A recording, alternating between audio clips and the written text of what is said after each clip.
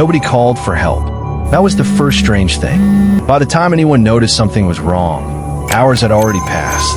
Hours that would later become the most critical window in the entire investigation. So why did no one pick up the phone? Detectives arrived to find a scene that looked almost ordinary, almost. Something was slightly off. Not broken, not dramatic. Just wrong in a way that was hard to name.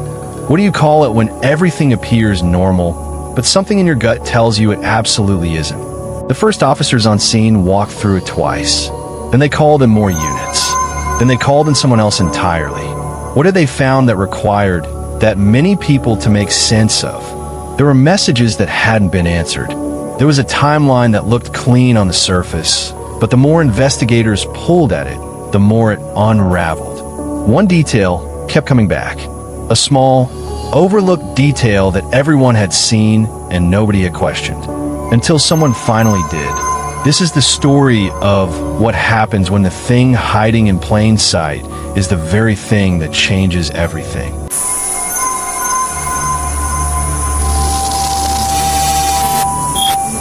Juliana Redding's story is one of those tragedies that refuses to fade. A case that clings to anyone who followed it, because deep down, everyone knows the truth, even if the justice system never acknowledged it. Los Angeles has always been the city where dreams either take flight, or fracture. A place where some young hopefuls rise, and others quietly pack up and go home. But for 21-year-old aspiring actress Juliana Redding, the dream didn't fade, it was stolen. She moved from Tucson to Santa Monica in 2005, hopeful, grounded, and fiercely close to her family. She wasn't reckless, she wasn't distant, she was driven.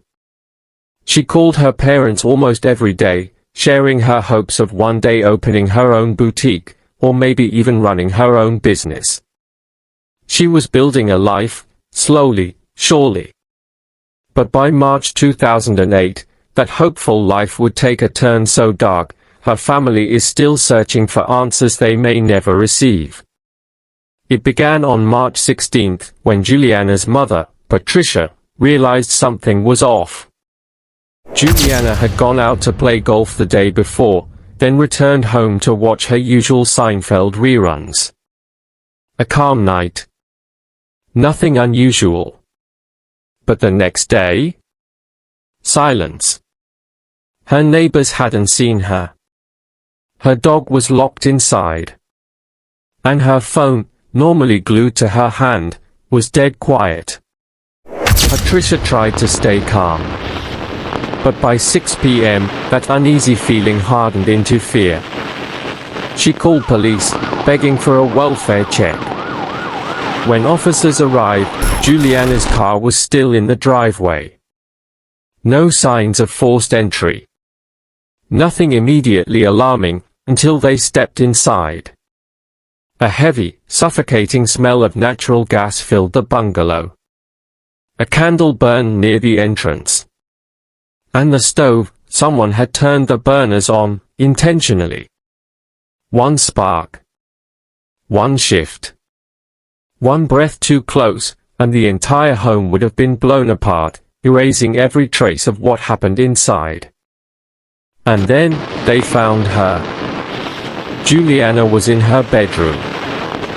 Her life violently taken. The room showed signs of a struggle, the kind that tells investigators the victim fought with everything she had left. Her DNA was under her own fingernails where she clawed at her attacker, desperate for air, desperate for one more second. She even tried to call 911.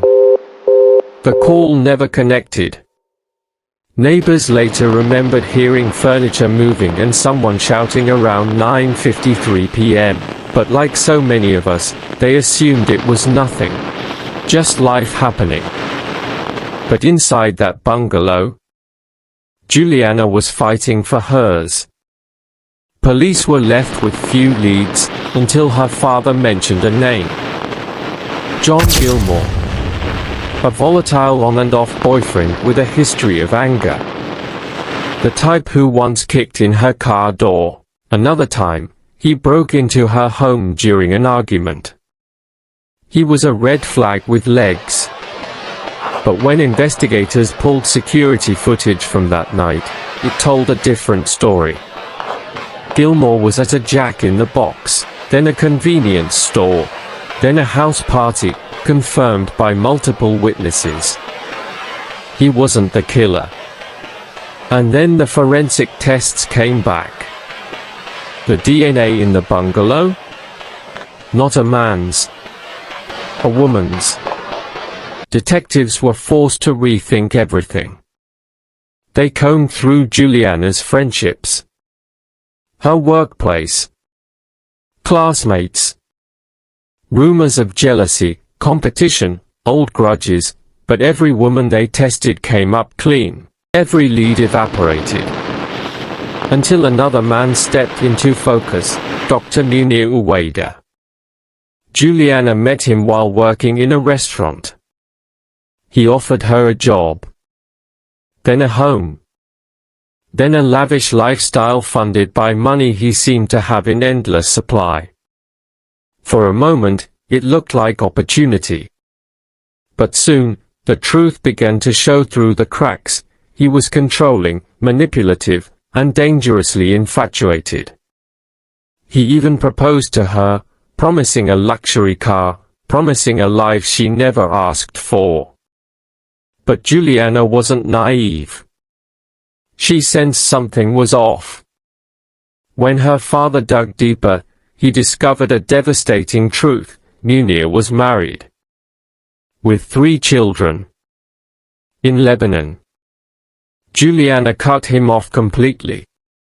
And she meant it. But her father was still connected to Munir through a business deal, a deal he pulled out of after realizing Munir's operations didn't look entirely legal. 1 week later, Juliana was dead. Munir's DNA wasn't at the scene. But police couldn't ignore the timing. And then, they learned he'd already left the country. Investigators shifted their attention to the women around him, especially those who had worked closely with him.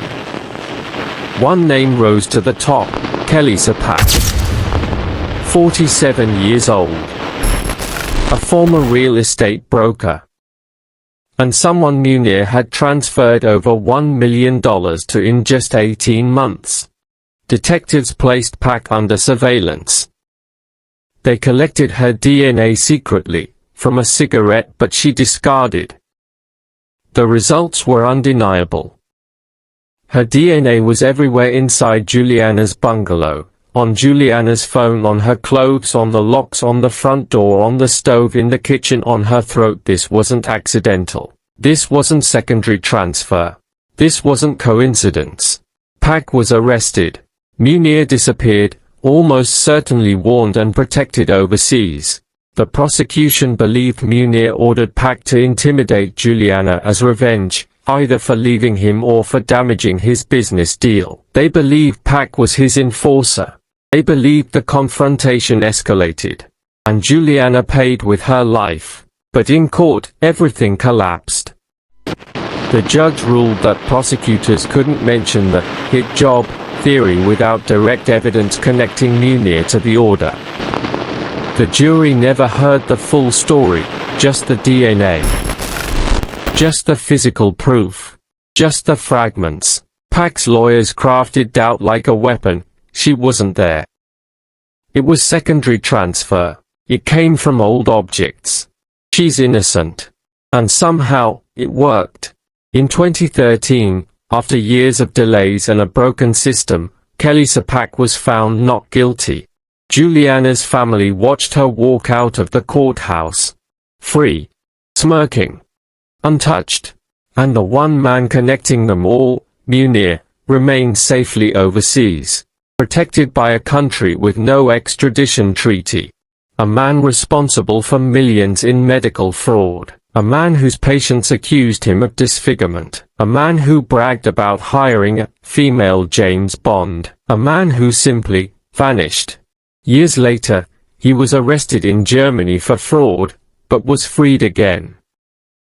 Pack was also arrested in connection to that same criminal network, and she too slipped away. Juliana's family? They are still frozen in 2008, painting in her bedroom, holding on to memories instead of justice, living with a verdict that feels like a sentence. And the truth? This case isn't unsolved. It's unresolved. The evidence was there. The motive was clear. The suspects were known. But the system failed, not because it couldn't act, but because it wouldn't. And the people responsible? They're out there, living their lives, protected by distance, money, and loopholes. Juliana deserved better. Her family deserved justice. But sometimes, justice never comes. If this case gripped you, make sure to like the video and subscribe. We break down real crime cases every night. Until next time, stay sharp.